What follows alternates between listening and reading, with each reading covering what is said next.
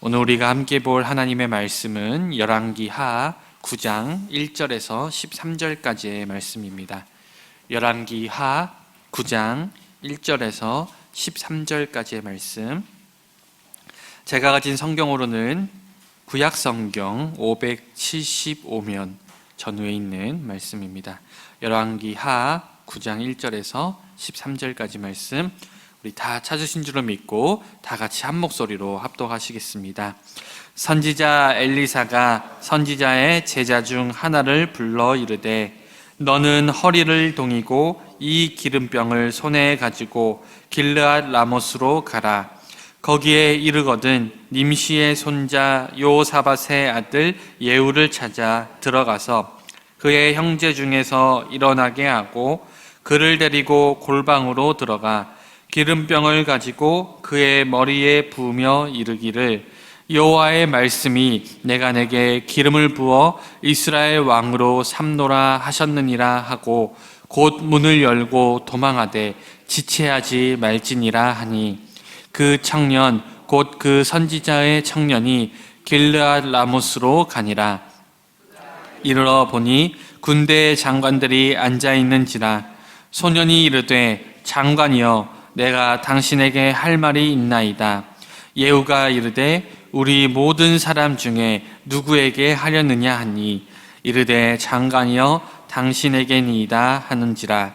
예후가 일어나 집으로 들어가니 청년이 그의 머리에 기름을 부으며 그에게 이르되, 이스라엘 하나님 여호와의 말씀이 내게 기름을 부어 여호와의 백성 곧 이스라엘의 왕으로 삼노니, 너는 내 주 아합의 집을 치라. 내가 나의 종 곧 선지자들의 피와 여호와의 종들의 피를 이세벨에게 갚아주리라.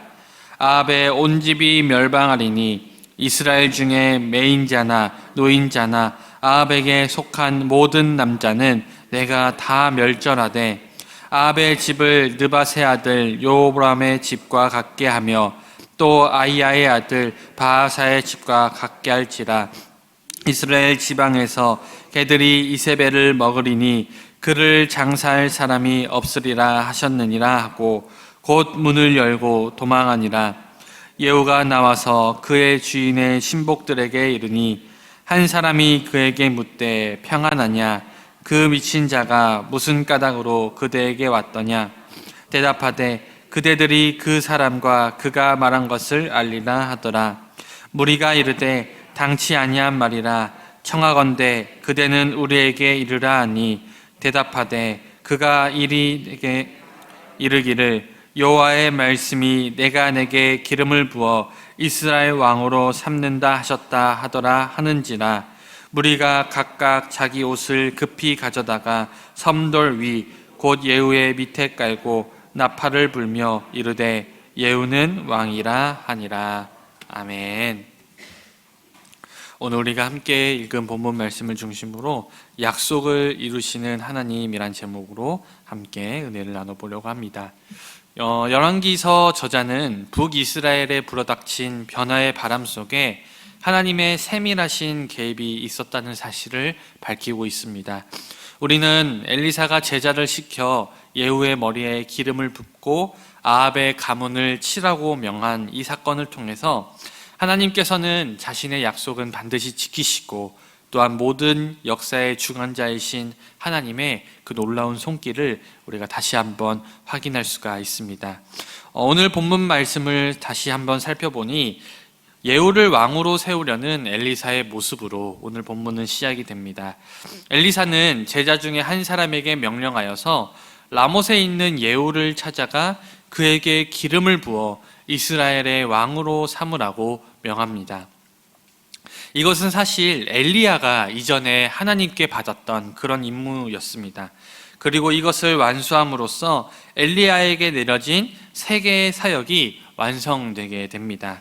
특별히 오늘 본문은 예후를 소개할 때 님시의 손자이며 요사밧의 아들이라고 소개하는데, 특별히 이 예후의 할아버지인 님시의 이름을 밝히고 있는 것은 예후의 아버지 여호사밧이 유다의 여호사밧 왕과는 다른 인물임을 밝히려는 열왕기서의 저자의 의도로 보여지죠. 엘리사는 제자를 불러 허리를 동이고 기름병을 손에 들고 길르앗 라못으로 가라고 명령합니다. 이 길르앗 라못은 여호사밧과 아합이 그리고 요람과 여호람이 연합해 아람과 전투를 벌였던 아주 전략적인 요충지였습니다. 그리고 이 예후는 요람이 하사엘과 전투를 벌였던 지역에 남아서 이스라엘에서 아람으로 가는 그 길목의 골짜기를 방어하고 있었습니다. 특별히 우리는 이 당시에 아주 긴급하고 위급한 상황에 대한 증거를 여기저기서 좀 찾아볼 수가 있습니다. 엘리사는 제자를 불러서 허리를 동이고 가라라고 명령을 하는데, 그 당시에 허리를 동이고 간다라는 표현은 아주 속히 준비해서 간다라는 그러한 의미를 담고 있습니다. 특별히 이 일이 이렇게 급박하게 진행되는 이유는 바로 이 일이 굉장히 위험한 일이었기 때문입니다. 왜냐하면 지금 엘리사가 하려는 이 일은 왕을 세우려는 일인데, 이 당시에 아직 살아있는 왕을 놔두고 그 옆에 사령관 중에 하나였던 예후에게 기름을 부어 그를 왕으로 삼는다는 것은 곧 왕에 대한 반란을 의미하는 것이었기 때문입니다. 그래서인지 원래 왕이 될 자에게 기름을 붓는 일은 선지자의 일이지만, 이번에는 엘리사가 직접 기름을 붓지 않고 자신의 제자를 보냄으로써 이 일을 행하고 있습니다. 하지만 이것이 엘리사가 자기가 피해를 볼까봐 두려워서, 자기가 죽을까봐 두려워서 그 제자에게 그런 일을 떠넘긴 것은 아니었습니다. 오히려 이 일은 엘리사가 직접 행하기에는 너무 눈에 띄고 너무 위험한 일이었기 때문에, 들킬 위험성이 많은 일이었기 때문에 엘리사는 제자의 도움을 받을 수밖에 없었다는 것이죠. 또한 엘리사도 제자에게 이르기를 그 일이 끝나는 즉시 속히 도망하라고 이렇게 이르고 있습니다. 그러나 아무리 속히 도망하라는 엘리사의 말이 있었다 하더라도 이 일 자체가 가지게 되는 그 위험성을 고려해 볼 때 이 제자는 얼마든지 죽을 위험에 처할 수가 있었다라는 것이죠. 하지만 놀라운 것은 이 제자는 곧 명령을 따르게 됩니다. 엘리사의 명령에 어떠한 것도 토달지 않고 즉시 순종하였다라는 것이죠. 왜냐하면 그 당시 선지자의 말은 곧 하나님의 말씀이었기 때문입니다. 우리도 하나님의 말씀에 늘 순종해야 합니다. 그렇다고 저 같은 목회자의 말에 순종하라는 것은 아니에요. 오히려 우리가 전하는 그 하나님의 말씀, 그리고 여러분들이 묵상하시는 그 하나님의 말씀에 우리가 순종을 해야 합니다. 때로는 우리가 하나님의 말씀에 순종하다 보면 손해와 위험을 감수해야 할 때도 있습니다. 그럼에도 우리는 하나님의 말씀에 순종해야 합니다. 왜냐하면 우리의 뜻보다 하나님의 뜻은 언제나 더 크시기 때문이죠.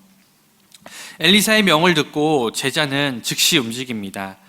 오늘 말씀 1절을 보면 그를 제자라고 소개하고 있는데 4절에 이르러서는 그를 청년이라고 부릅니다. 그리고 그 이후에는 그를 소년이라고 또 부르죠. 이는 그가 아직 장성하지 아니하였음을 뜻하는 말인데, 엘리사가 이 장성하지 않은 청년 혹은 소년 제자를 보낸 것은 사람들의 경계심을 떨어뜨리기 위함이었습니다. 이 위험한 일을 하는데 사람들이 경계하지 않는 소년 혹은 청년이 아주 적격이었던 것이죠. 청년은 길르앗 라못에서 군대 장관들이 모여 있는 것을 보았습니다. 하지만 어쩌면 그는 누가 예후인지 알지 못했을 것입니다.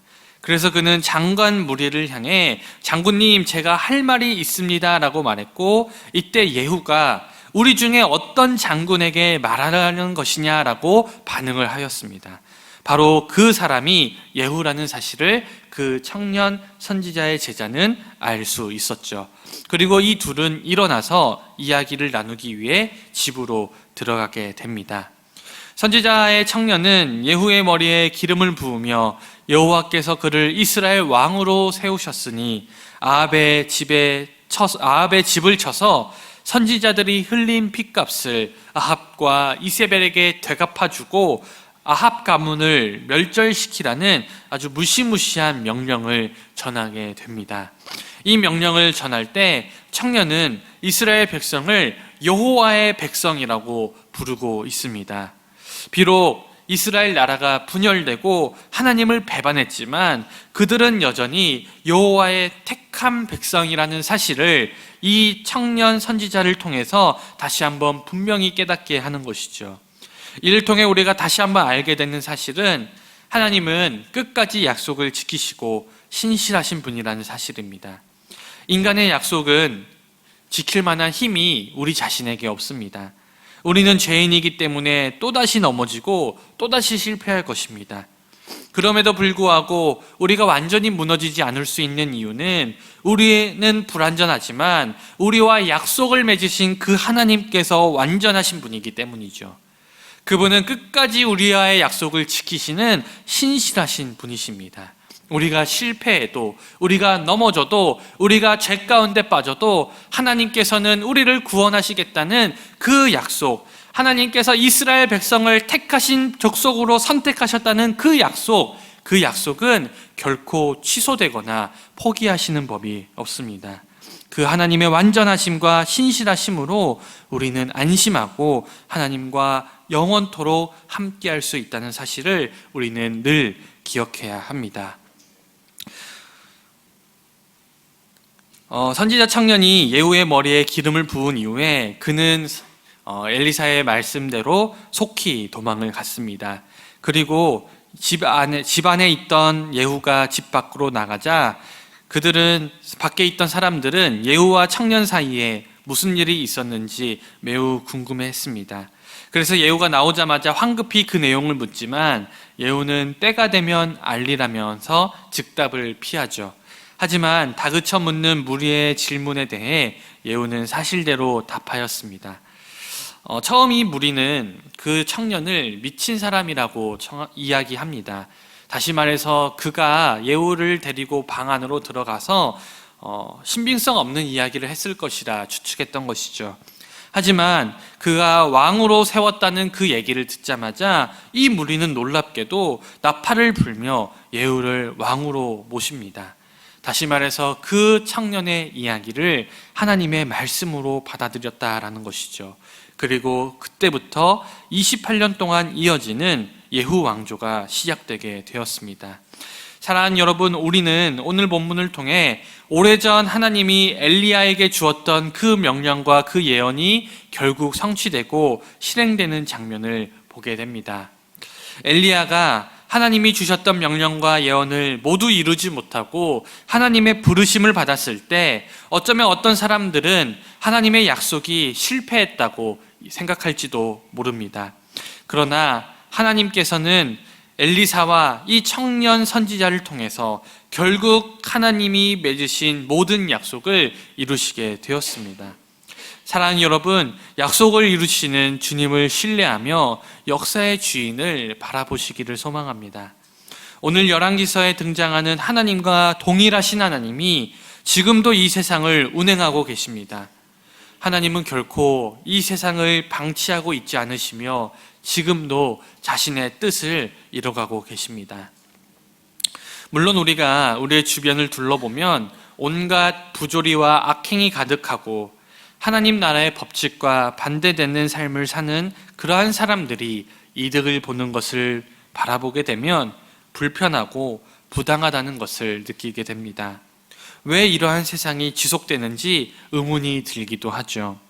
그러나 우리의 시각을 조금만 넓혀서 지금껏 우리의 역사를 바라보면 하나님은 오래 참으시되 결국엔 악을 갚으시고 당신의 백성을 구하시는 그 하나님의 손길을 우리가 발견할 수가 있습니다. 하나님께서는 열왕기서를 비롯한 여러 성경의 역사를 통해서 우리가 느끼기엔 더디다고 느껴질지는 모르겠지만 결국에는 약속을 지키시고 자신의 뜻을 이루시는 전지전능하신 그 하나님과 그 주권에 대해서 우리에게 알려주고 계십니다.